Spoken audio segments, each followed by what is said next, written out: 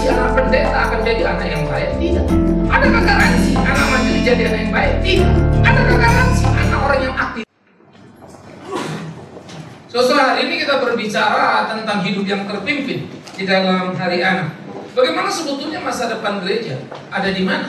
Bukan di tangan pendeta, tapi di tangan anak-anak. Anak-anak yang dilatih di sekolah minggu dengan baik akan menjadi anak-anak yang bertumbuh berkembang menjadi remaja yang baik. Kelak mereka akan menjadi pemimpin yang baik. Siapakah sebetulnya menjadi motor gereja?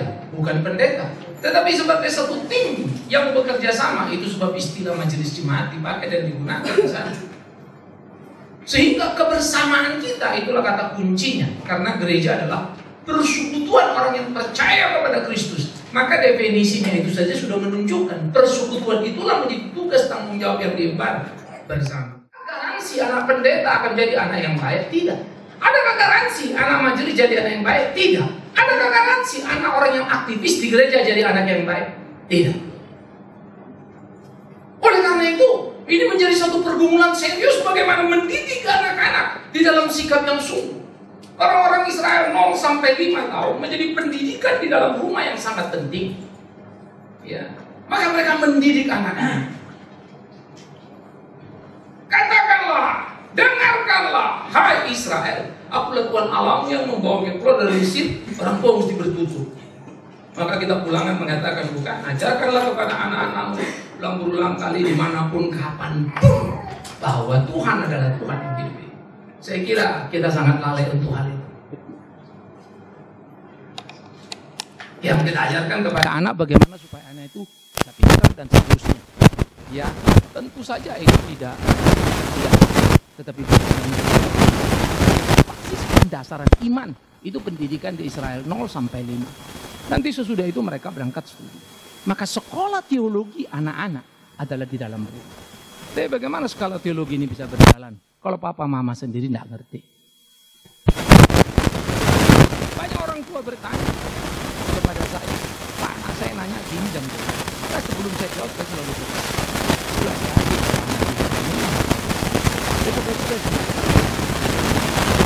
kalau kamu tanya lalu kamu untuk nanya saya, kamu juga karena semestinya menurut saya kamu tahu.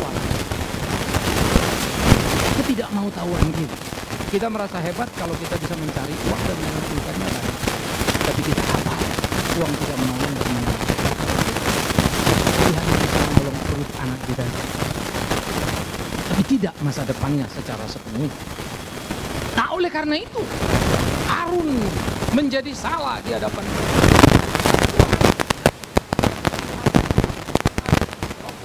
Tuhan mengambil keduanya dari Harun. Saudara, yang mengagumkan adalah Musa datang dan berkata. Padahal Musa juga paman dari kedua anak ini, bukan?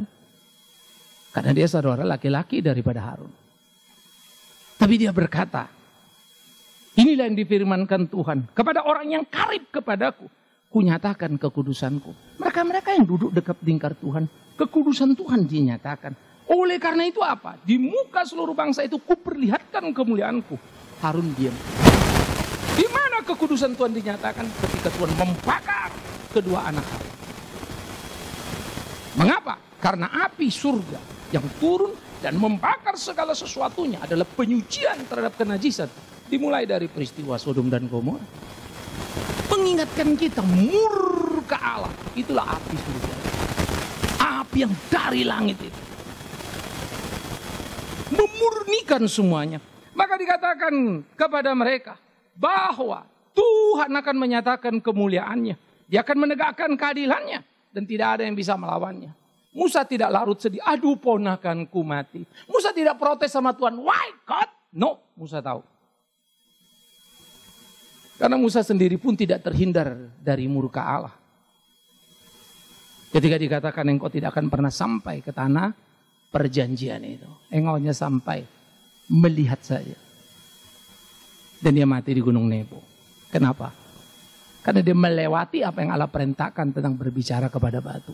Simpel sekali sebetulnya. Dan secara psikologi bisa dipahami. Dia lagi emosi luar biasa, marah-marah karena perilaku orang Israel. Tetapi Tuhan tidak ada alasan. Saya selalu suka memakai itu kepada diriku. Tidak ada alasanku untuk tidak melayani Tuhan dengan baik. Tidak kondisi fisikku. Nah, bagaimana belajar itu? Ini akan menjadi pergumulan terus-menerus dalam kehidupan. Nah, begitulah seharusnya kita di hari-hari kita, saudara. Mari kita melakoni, mari kita menjalani itu. Supaya sungguh-sungguh apa yang terjadi di dalam kehidupan ini membawa kita belajar mengerti kehendak Tuhan. Dan Musa berkata kepada Harun, Eleazar dan Itamar, anak-anak Harun, kalian jangan kamu berkabung dan jangan berduka cita. Betul. Orang kematian kakak, kematian anak, masa nggak berkabung, nggak berduka cita? Ini kalimat menarik sekali, saudara. Coba perhatikan, engkau jangan berkabung, jangan berduka cita karena kematian anak dan kakakmu itu. Jangan kamu berkabung dan jangan berduka cita supaya apa? Supaya kamu jangan mati dan Tuhan jangan memurkai segenap umat ini. Ada apa? Andai kata Harun dan anaknya menangisi anak dan kakak yang meninggal. Andai kata seluruh Israel menangisi yang meninggal. Sama dengan mereka menangisi dan berpihak kepada dosa. Mereka membelakangi Allah. Harusnya mereka tunduk dan berkata, ya Tuhan, engkaulah yang kudus, engkaulah yang mulia. Milikmu lah hidup kami dan nyawa kami. Sudah semestinya ketika kami mati dalam ketidakkudusan, sudah semestinya kami menerima itu dalam rasa takut dan gentar penyesalan yang penuh. Bukan berduka hilangnya anak itu. Jadi Harun tidak boleh duka anaknya hilang karena itu dosa. Bagaimana kau berduka karena dosa? Engkau harus berduka kalau engkau berbuat dosa.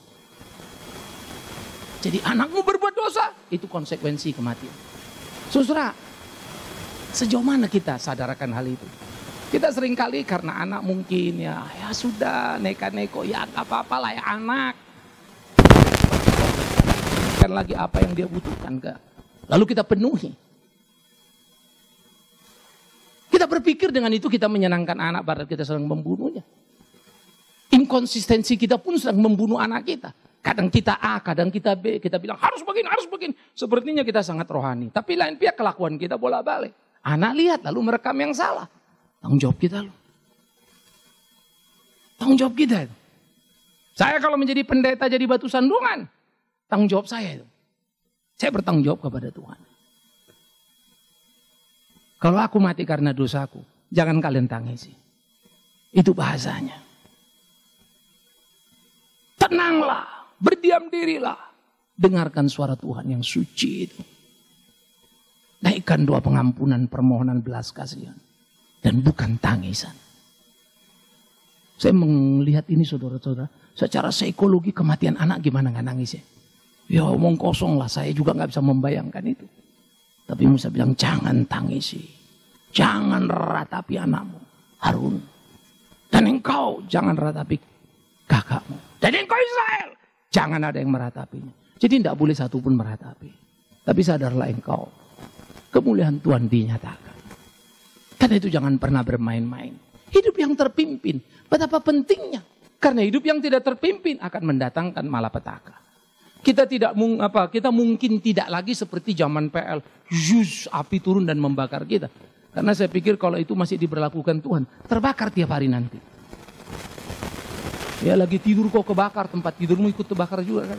Semua terbakar. Oleh karena itu kalau Tuhan berbelas kasihan jangan berpikir hidup kita ini baik benar lebih dari orang zaman dulu. Nanti dulu. Justru ini adalah merupakan era di zaman akhir. Di mana Tuhan sudah menyelamatkan kita dan melepaskan iblis itu sesaat. Tetapi iblis tidak berdaya pada orang percaya. Karena itu jikalau orang yang menyebut diri Kristen jatuh dan dikuasai oleh iblis dalam hidupnya. Sejatinya dia bukan orang pilihan. Kalau itu terjadi sampai kepada kematian. Maka hukuman yang kita terima justru bukan api dari langit yang turun dan melahap kita. Tapi api kekal itu yang akan menghabisi kita. Serius yuk kita memandang hidup ini. Kita menatap itu. Saya yakin tiap kali hari Minggu lepas hari Senin kita masuk ke kantor otak kita ini sudah mesti tugas tanggung jawab yang kita emban. Keperluan-keperluan finansial yang datang sini berganti. Hiduplah yang benar. Hiduplah yang sungguh. Tuhan akan menolong kita. Tuhan akan memampukan kita. Itu yang penting di dalam pergumulan keseharian kehidupan kita. Saudara-saudaraku yang dikasihi oleh Tuhan Yesus Kristus. Sehingga apa yang sudah dilakukan oleh Harun adalah catatan kegagalan. Dan di dalam catatan kegagalan Harun, anaknya menjadi korban, imam pertama. Jadi sistem keimanan itu sudah ternoda. Dan noda itu namanya anak. Bapak tidak mampu mimpin anak.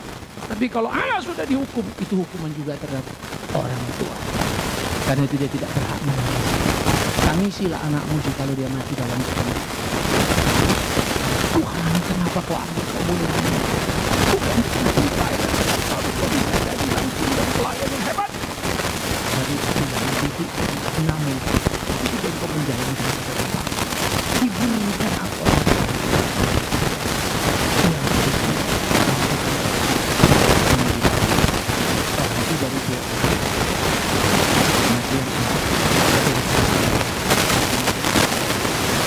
Jangan pernah menangis karena anak.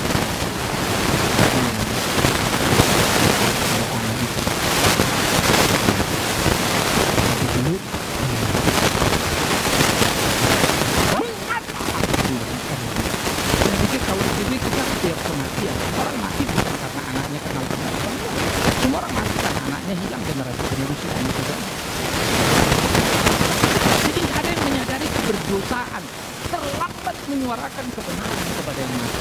Padahal itu yang harus kita lakukan. Yuk kita tumbuhkan yuk, selagi sempat, selagi masih bisa bicara, mari kita bicara. Tapi jangan lupa, 1000 perkataan hampir tiada guna tanpa satu perbuatan mengikutinya. Keteladanan kita akan menjadi ukuran. Jangan pernah ajari anak-anakmu karena dia tahu siapa. Saya pikir kalau sama anak-anak ngomong gampang ya. Papa, mama. Protes mereka itu selalu saya perhatikan ada betulnya. Tapi ada juga waktu di mana kita sadar untuk menunggu mereka sadar sepenuhnya. Tiap anak-anak makin waktu makin mengerti. Kenapa mereka dulu ditegur, kenapa dulu mereka dihajar. Makin waktu makin mengerti. Sehingga respek mereka kepada orang tua itu makin tumbuh.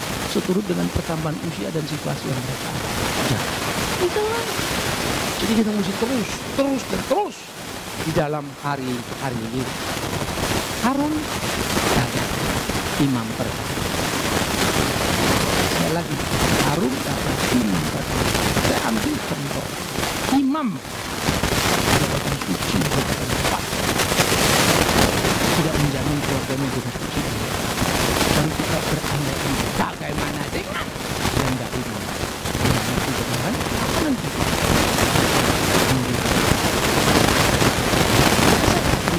Dalam Alkitab tidak, saudaraku. Di dalam 1 Samuel pasal yang kedua, maka peristiwa ini adalah menghantam keluarga dari Elia. Eli adalah imam. Eli sang imam ini punya anak juga sama brengseknya. Maka anak-anak dari Eli melakukan hal yang mengerikan. Dikatakan begini, adapun anak-anak lelaki Eli, 1 Samuel 2 ya ayat 12. Orang dursila, mereka tidak mengindahkan Tuhan ataupun batas hak para imam terhadap bangsa itu. Setiap kali seorang mempersembahkan korban sembelian, sementara daging itu dimasak, datang bujangnya imam, membawa garpu bergigi 3 di tangannya, dicucukkannya ke dalam bejana atau ke dalam kuali atau ke dalam belanga, ke dalam periuk. Segala yang ditarik dari garpu itu diambil imam untuk dirinya. Demikianlah mereka memperlakukan semua orang Israel yang datang ke sana. Bahkan sebelum lemaknya dibakar. Supaya lemak itu dibakar, dupa itu naik ke atas sana. Simbol daripada sebuah doa dan sembah kepada Allah. Belum itu terjadi. Belum umat itu melihat. Malah imam yang berlaku konyol. Bagi imam tidak penting doa ke surga. Penting perutnya. Ya, untuk memakan lemak-lemak yang luar biasa itu. Ya, makanya pendeta suka lemak. Lalu saudara-saudara yang kekasih, orang-orang itu bilang, bukankah lemak ini harus dibakar dulu? Ini umat ini lebih ngerti aturannya tata ibadah. Miris juga ya.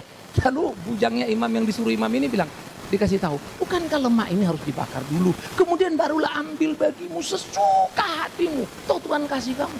Maka berkatalah dia pada orang itu, sekarang juga harus kau berikan. Kalau tidak, aku akan mengambilnya dengan kekerasan. Edan. Di dalam ibadah pun ada kekerasan. Tapi saya cukup capek tiap hari kalau melihat kehidupan hari-hari. Saya yakin dalam pelayanan saya, pasti bukan tanpa kelemahan. Pasti ada titik lemah, ada titik kurang. Tapi saya terlalu amat sangat bingung kalau orang bisa memutarbalikkan fakta hanya untuk membenarkan diri. Itu miris luar biasa. Terlalu mudah kita akan melihat kesalahan orang, tapi terlalu sulit memberikan penghargaan.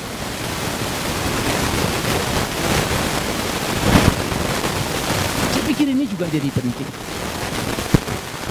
Maka Eli udah butek. Eli itu sudah nggak mengerti lagi. Anaknya bikin malu, semua orang berkeluh kesah kepada dia. Kedua anak ini menjadi sangat berdosa di hadapan Tuhan. Sehingga Tuhan marah terhadap Elkana dan Rama, anak dari Imam Eli. Anak imam. Perhatikan kalimat itu, anak imam. Maka Tuhan di dalam pasal yang ketiga dari 1 Samuel ayat 12 dan 13 dikatakan apa? Pada waktu itu aku akan menepati kepada Eli segala yang telah kupirmankan tentang keluarganya dari semula sampai akhir. Sebab telah kuberitahukan kepadanya bahwa aku akan menghukum keluarganya untuk selamanya. Karena dosa yang telah diketahuinya. Yakni bahwa anak-anaknya telah menghujat Allah. Tetapi ia tidak memarahi mereka. Perhatikan. Marahilah anakmu selagi masih bisa diselamatkan. Dan jangan pernah berhenti engkau menunjukkan kemarahanmu. Karena engkau akan menyesali dengan air mata yang tidak berhenti. Tapi jangan engkau marah kepada anakmu kalau engkau sendiri pelaku sama seperti itu. Karena kemarahanmu hanya akan menyakitkan. Datanglah. Nah, kamu harusnya begini. Papa, mama juga ngaku. Kita juga tidak lakukan. Sekarang mari sama-sama. Kita jangan melakukan. Itu baru. Maaf ya, kita orang tua kadang-kadang terlalu gampang marahin anak kita. Kita sendiri pelaku. Kita suruh anak itu rajin, kita sendiri malas. Kita suruh dia bangun pagi, kita sendiri tidak kenal apa itu pagi. Kita suruh anak kita belajar, kita sendiri bukan pembelajar yang baik. Kita suruh anak kita sopan santun tertib, jangan berkelahi. Kita laki bini ribut terus. Kita suruh anak kita beribadah sungguh-sungguh, tapi anak kita tahu model gitu. Beribadah semau-maunya. Kita suruh anak kita jangan kelahi, tapi dia tahu kita suka ribut sama yang lain. Miris loh. Yuk berlomba ya. Tahukah engkau betapa mudah dan betapa leganya kita berbicara pada anak kalau kita sudah melakukan. Tapi kalau kita sudah melakukan, bicara sama anak belum tentu anak itu juga melakukan. Tapi dia tidak bisa membantah apa yang dikatakan orang tua itu benar. Waktu akan menunggu. Saya sangat percaya hal ini. Maka bagiku mendidik anak bukan soal bagaimana cara mendidik mereka. Tapi bagaimana aku bertahan dalam kehidupanku untuk tidak menodai tiap langkah supaya hidupku benar. Dan anak-anak bisa belajar. Itu hidup. Rinduku sampai matiku, batu nisanku pun berbicara. Itu rindu. Itu pertandingan sengit yang harus kita kerjakan saudara di kehidupan kita. Bagaimana menggumuli hari-hari kita? Bagaimana kita menjalaninya di tengah kehidupan kita? Berapa pentingnya? Berapa harusnya? Ini menjadi pergumulan serius kita. Inilah yang mesti kita pikirkan. Bagaimana kita memenangkan ukurannya. Ini yang kita mesti pikirkan. Bagaimana kita menjalani hari-hari dalam hidup pengabdian pelayanan kita. Sehingga hidup kita menjadi hidup yang berkenan kepada Tuhan. Hidup yang terpimpin. Hidup yang tertib. Eli tidak memarahi anaknya. Apa dia tidak nasihatin? Nasihatin. Jangan gitu nah orang lain. Tapi ya itu saja. Nah, Amsal bilang, Eli lupa rotan. Jangan pernah lupakan rotan mendidik anaknya. Atau engkau akan menodai. Mereka harus tahu tata tertib. Kecil-kecil lucu, tapi jangan lupa itu terpatri. Nanti akan besar itu lebih repot. Saya anak-anak dulu kalau mau makan, nggak mau makan saya, mau makan apa, saya pegang sapu. Silakan. Kau mau makan itu, aku mau makan ini. Enak mana? Nggak makan betul-betul saya satu. Wah, saya pukul pantatnya. Keisha, Katie, Kenan tidak satu pun yang tidak pernah kena. Jadi, nangis ngereng-ngereng, buka tangan, setek. Habis itu kita ngobrol lagi tadi. Jadi saya bukan bapak yang gila, artinya galak ngamuk-ngamuk. Tidak satu pun anak saya tidak pernah saya mandi. Semua saya berurusan dengan anak-anak. Mandiin mereka, iya, mukul juga iya. Nah, itu namanya upah memandikan. Iya, oh kita mandikan dia. Alah. Tapi bukan berarti sayangku itu bisa dapat semua yang dia.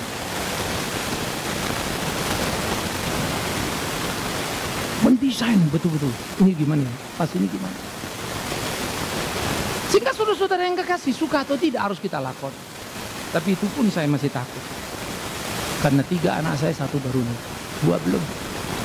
Nanti kalau mereka sudah nikah, nanti punya anak kayak apa lagi? Kira-kira mereka jadi orang tua yang baik enggak? Itu beban lagi. Sendiri lagi, problem lagi. Eli fail. Maka Eli membunuh anaknya. Dan dia membunuh keluarga. Maka tragedi Imam Eli tidak enak ya. Duduk di kursi kegemukan, kursinya patah, dia mati.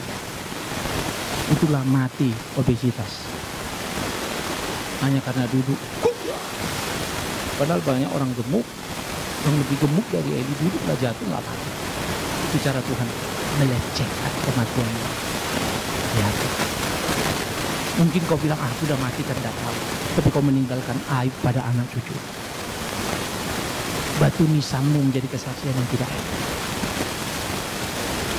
Dulu ya opa, ini opung ini matinya karena kegendutan, duduk patah kursinya. Temennya dengar itu kan ngakak semua. Gila juga opung itu kan begitu kan. Itu hidup kita itu. Anak-anak kita jadi malu. Papa lu mati kenapa? Dia kegendutan. Masa kegendutannya mati? Banyak orang gendut. Emang berapa kilo? 100. Yo di situ 150 nggak mati-mati. Gak tahu tuh. Matinya karena obesitasnya? Enggak juga sih. Kenapa? Karena duduk di kursi. Emang kursinya kenapa? Patah mati. Saudara sampai kapanpun saudara nggak pernah baca judul itu. Itu seberapa sih jatuhnya dari kursi sampai harus mati? Itulah kalau Tuhan sudah mau membuang. Mati kita pun tidak enak. Bukan saya bilang nanti mati enak itu saudara matinya lagi tidur ya, lagi lagi tidur, nggak bangun-bangun, lupa bangun mati. Bukan. Mungkin engkau dibacok tapi dalam benar. Seperti Petrus yang kita kenang mati tersalib, kepala di bawah, kaki di atas. Tapi kita bilang betapa indahnya kematian. Mari kita pikirkan saudara, hidup yang terpimpin itu. Kita melompat sejenak ke dalam perjanjian baru. Di dalam Markus saudara kita mengingat satu nama, Simon dari Kirene. Maka Markus 15 ayat 21 menceritakan bagaimana Simon dari Kirene dipaksa untuk memikul salib Yesus. Pada waktu itu lewatlah seorang yang bernama Simon orang Kirene, ayah Alexander dan Rufus yang baru datang dari luar kota. Dan orang itu mereka paksa untuk memikul salib Yesus. Simon dari Kirene dipaksa memikul salib Yesus dan kita sudah khotbahkannya. Itu adalah tragedi yang kita rindukan. Itu adalah kemenangan yang kita nantikan. Kok malang? Lah iyalah mau perayaan disuruh mikul salib, siapa yang pengen? Tetapi itulah keuntungan yang besar. Karena boleh memikul salib Kristus. Saya kalau doa suka memakai kalimat, Tuhan apapun maumu, ajar aku melakukan. Tapi kalau aku tidak di situ, bermurah hatilah memaksaku dengan caramu. Entah gara-gara itu saya sakit, gelepak, mau nggak mau pelayanan, ya terserah dia lah. Kalau saya nggak bisa tertib, biar dia menghajar. Saya lebih suka berdoa, cambuk aku, hingga terluka, tapi tetap di pelukanmu. Jangan biarkan aku di kebegalanku, dan membuangku dari kasih sayangmu. Saya pikir itu doa yang harus. Kecuali saudara lebih mencintai dunia daripada dia. Simon dari Kirene luar biasa. Maka apa yang dihasilkan dari seorang Simon dari Kirene menjadi sesuatu yang sangat indah. Di dalam Roma pasal 16 ayat 13 dicatat. Roma 16 ayat 13. Salam kepada Rufus, orang pilihan dalam Tuhan.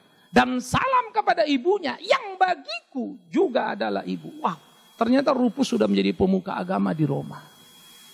Bukan anak imam, ini lain lagi ceritanya ini. Tapi anak orang benar, saudaraku. Anak imam bukan jaminan akan jadi orang yang baik. Tapi anak yang bukan imam, orang biasa bukan jaminan jadi anak yang jahat. Tapi anak orang benar akan hidup dalam benarnya. Patrikan dalam batin kita. Anak-anak boleh senang. Tapi rem jangan lupa. Ya. Ada waktu anak-anak itu bertumbuh. Tapi teriakan jangan pernah berhenti.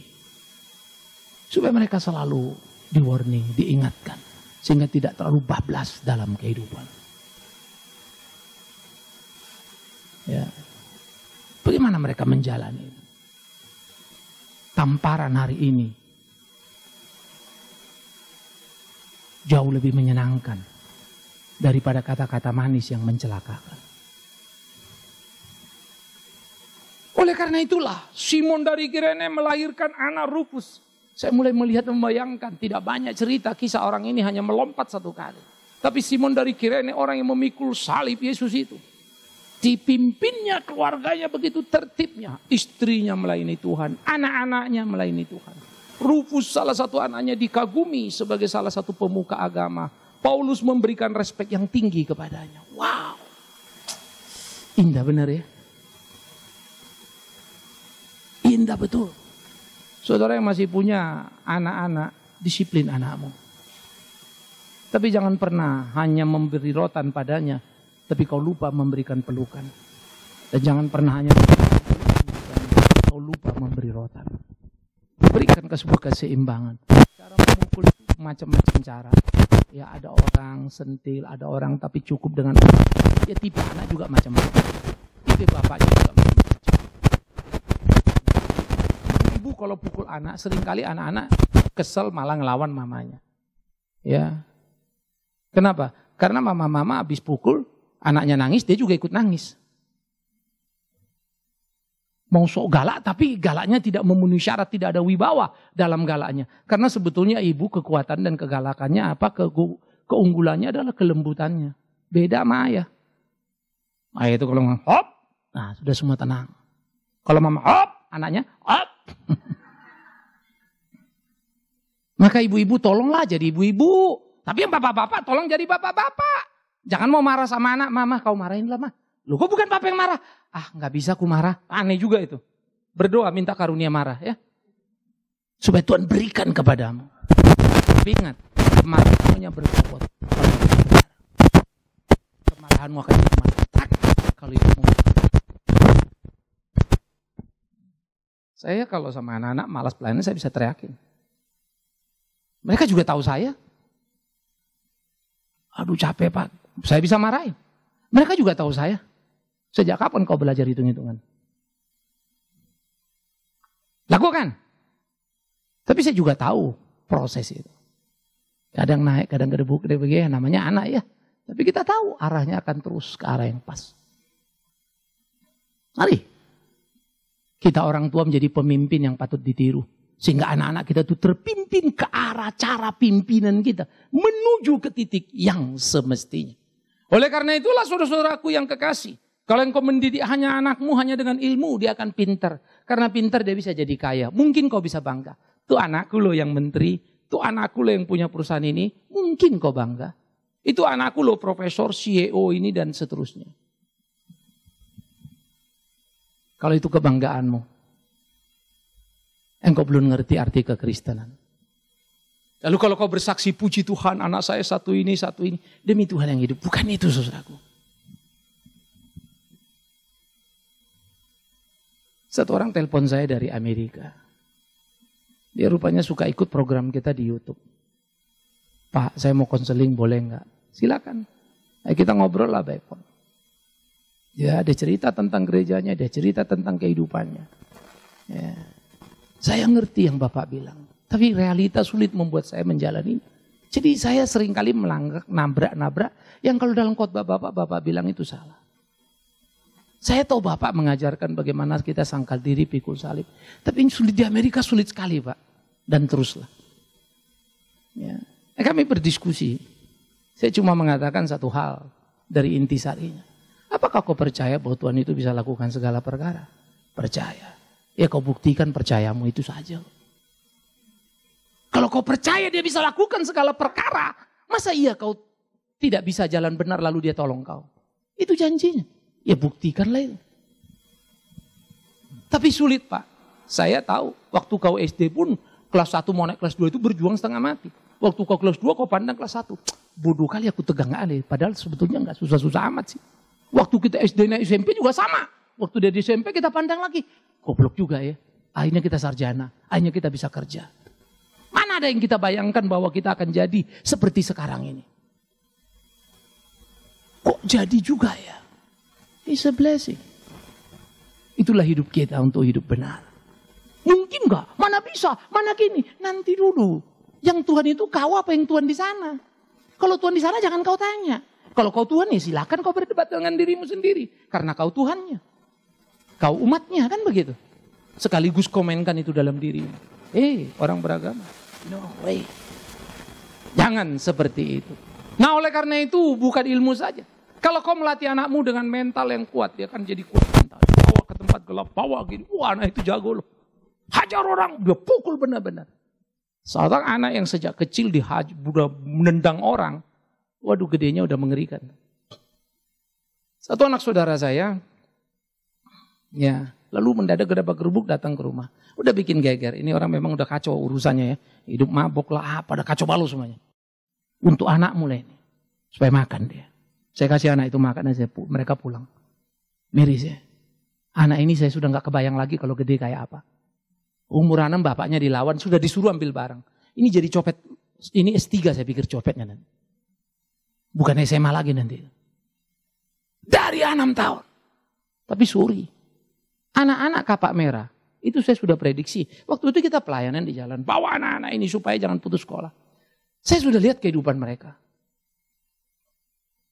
Maka di kisah tahun 98an itu. Anak-anak ini kan krismon habis-habisan kan orang tua PHK.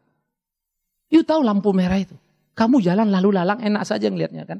Hati kita mana terketuk sih. Tapi kalau kamu tahu kamu akan menangis.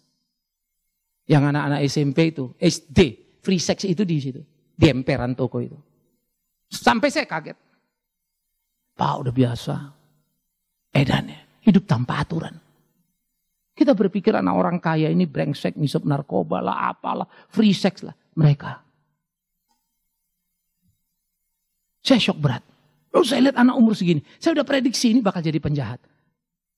Maka muncullah kapak merah. Kira-kira 6 tahun kemudian. 5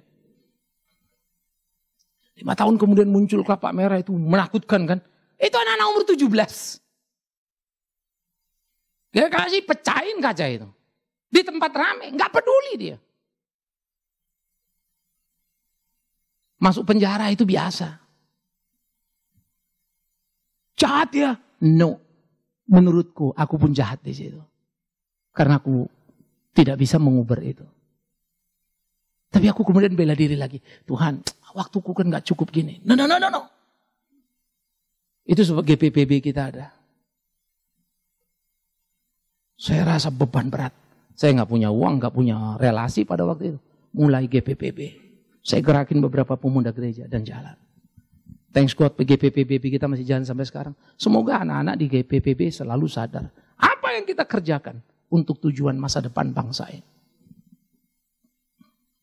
Itu sebab saya sangat terbeban untuk bikin sekolah. Ya, kemarin saya baru pulang dari Siantar.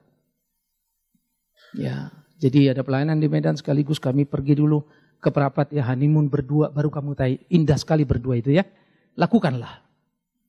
Ya, saya pergi berdua dengan istri, kita bermanja-manja. Ya, makan sehari 4 bukan 3 kali lagi 4-5 kali. Mampir-mampir dia naik 2 kilo saya dimarahinnya. Saya bernostalgia di Siantar kan. Makan sini, makan. Jadi baru makan kita makan lagi, habis makan ngopi lagi. Waduh begitu aja terus. Kerja kagak, apa kagak, gimana kagak naik overweight lah ya. Lalu malamnya kita siaran di radio. 2 jam setengah saya juga nggak nge. Tanya jawab. 2 jam setengah kata dia. Lama amat di dalam 2 jam setengah. Ya ada dari minum, makan, minum lagi udah selesai, belum selesai sayanya. Baru keluar. Duduk-duduk satu orang, Pak ini dia mau ngomong. Oh ya kenapa? Tadi saya dengarnya program Bapak itu di situ. Jadi ku dengarkan tadi di radio. Mau ngomong dulu Pak. Cerita istrinya lari. Ribut mereka ditinggalkannya suaminya dan anaknya yang masih kecil. Gila ya. Itulah ibu-ibu masa gini. Ninggalkan anaknya pun gak pakai otak lagi. Kalau kalian jemaat GRI kalian tinggalkan anak kalian. Maaf aku akan jadi lawanmu. Gak akan ada alasan aku bisa mengerti kau tinggalkan anakmu. Sejahat apapun suamimu, tapi anakmu tidak berhak kau tinggalkan. Demi Tuhan yang hidup. Ibu apa itu? Ya, saya sedih setengah mati. Terus saya ngomong sama dia, oke, kita atur waktu. Karena saya harus berangkat ke Medan, terserah kamu kapan ada waktu, itu nomor saya, kamu cek. Kamu gini, kamu balik dulu ke Medan. Kalau perlu saya ikut nanti ya, saya ikut ngobrol, kasih tahu dulu ya. Kalau dia mau, silakan. Saya kasih tahu saya di Medan ada, tinggal di mana segala macam. Tapi kemudian di SMS saya, Pak nggak keburu Pak, sorry saya harus ada tugas berangkat bla bla. It's okay saya bilang, apa-apa kabar-kabar aja. Tapi beban saya nambah lagi. Cepat atau lambat akan kering, SMS, nelpon lah itu lagi. Jadi pasien saya ada di Amerika, ada di Siantar, ada di mana-mana. Sayanya di sini terus. Miris ya. Saya pikir ya kota kecil, indah, rusak loh. Lalu saya jalan lagi, saya diceritakan, aduh Pak sekarang banyak sekali gini. Ibu-ibu wanita yang merantau punya anak, bawa pulang ke sini. Waduh, kalau membesarkan anaknya itu sadis banget Pak. Jadi bisa sama suaminya entah, kawin resmi entah enggak, pulang anaknya dibawa ke kampung. Mukul anak itu ngeri kali Pak. Kadang-kadang anak itu nangis karena lapar makan. Bukan kasih makan, diketoknya anak itu. Habis dia mau ngasih makan juga nggak punya uang. Tinggal begitu saja. Waduh saya dengar miris loh. Ya. Sampai kemarin ngomong-ngomong, udah tahun depan kita plan deh, gak bisa tunda-tunda lagi. Paling tidak kita bikin seminar untuk mencerahkan, memikirkan bagaimana membangun kehidupan berkeluarga yang semestinya. Saya punya beban. Saudara-saudaraku yang dikasih oleh Tuhan. Saya juga gak kebayang ya, karena saya yakin kalau pergi ke tiap kota juga akan begitu kan. Ke Papua juga sama. Saya udah mesti muter-muter otak nih. Nanti ada Mika mission tripnya Kalimantan, ada tim Mika mission tripnya Papua. Ya mungkin saya harus bikin lagi ke Siantar. Gimana yang nguber ini? NTT sudah minta kita terus. Gak kuat. Waktu juga. Saya sebetulnya berdoa terus kiranya muncul orang-orang yang punya hati sungguh-sungguh. Anak generasi muda. Tapi tampaknya kita masih dalam list doa itu. Bilakah Tuhan tunjukkan? Jangan kau didik anakmu hanya dengan mentalnya. Kalau kau mendidik anakmu dengan moralnya, dia hanya jadi baik saja. Nah gini, nah betul dia baik. Nurut. Tapi didiklah dia dalam iman. Spiritual. Supaya dia benar, dia tahu hidup benar itu apa. Dan dia selamat bukan di sini tapi di sana. Kalau dia punya ilmu, dia kaya, dia selamat di dunia, belum tentu di sana. Mentalnya kuat, dia bisa bertahan di tengah dunia. Moralnya baik, dia bisa bergaul dengan banyak orang. Dia selamat di dunia, belum di sana. Tapi kalau dia punya iman yang sungguh, dia tidak hanya selamat di sini, selamat di sana. Maka mengertilah kita kenapa Alkitab bilang, takut akan Tuhan is same with the faith, iman. Adalah permulaan pengetahuan. All about knowledge come from your faith. Kalau aku beriman, takut Tuhan, mana mungkin aku mau mempermalukan dia. Aku akan belajar mengenal dia. Kalau aku belajar mengenal dia, makin mengerti prinsip hidup. Bukankah itu luar biasa? Saya tidak pernah berhenti belajar sampai sekarang. Saya tidak akan pernah merasa cukup apa yang saya ketahui. Ya, di televisi kita berkhotbah, kita bicara. Kita hari anak bikin, hari ayah bikin, hari ibu bikin. Di televisi, kemerdekaan, Sumpah Pemuda kita bikin. Topik-topik khususnya. Saya kemarin Hari Pahlawan belum, saya akan bikin lagi Hari Pahlawan. Sehingga saya mau berbicara dengan Republik ini lewat televisi. Konsep apa yang mestinya dipahami orang Kristen. Dalam perspektif Kristen itu bagaimana. Saya mesti menguasai masalah-masalah kontekstual kita. Sosiologi kebangsaan kita kayak apa. Capek? Capek. Tapi demi Tuhan yang hidup. Saudara yang bergereja bersama-sama dengan kita di sini semua ini. Jadilah pembelajar yang baik. Yang tidak hanya mengerti Alkitab. Tapi beriman kuat dan melakukan dalam hidup. Kita adakan PA. Ya, tiap 2 minggu, sekali minggu kedua, Jumat 2, Jumat 4. Tiap kebaktian pertama itu bina doktrinal. Mesti dilatih lagi semua. Tahun depan saya pikir saya sudah lebih sedikit kuat. Akan ada lagi pelatihan lanjutan pada tiap saudara-saudara yang sudah berkhotbah. Terus. Mari kita berlatih. Kalau punya waktumu banyak. Khotbah, ikut jam 7.30. Lanjut jam 9.30. 2 topik yang berbeda. Satu bina doktrinal, satu ekspositori. Lama-lama kamu bisa lihat nanti. Ini salah loh khotbahnya. Kalau you rasa ragu kok dia ngomong gitu, boleh tanya. Ilmumu tambah. Karena di tempat ini bertanya sangat disukai. Biar kita hidup di dalam itu. Melakukan itu dalam hidup kita. Tuhan menolong kita untuk mewujudkan hidup yang terpimpin. Dan jangan sampai seperti Harun ataupun Eli. Tapi jadilah seperti Simon dari Kirene. Amin. Kita berdoa. Terima kasih ya Tuhan untuk berkat-Mu. Terima kasih untuk perenungan kami akan firman-Mu. Berkat sertai kami dalam belas kasih-Mu. Supaya semua boleh berjalan seturut dengan kehendak-Mu. Di dalamnya nama Tuhan dipermuliakan. Kami serahkan keluarga kami ke dalam tangan Tuhan. Anak-anak kami kiranya boleh menjadi anak yang takut akan Tuhan. Tapi jangan biarkan kami hanya mendoakan mereka. Tapi lupa pada diri kami sendiri. Sadar ingatkan kami. Supaya doa kami menjadi doa yang benar dan harum.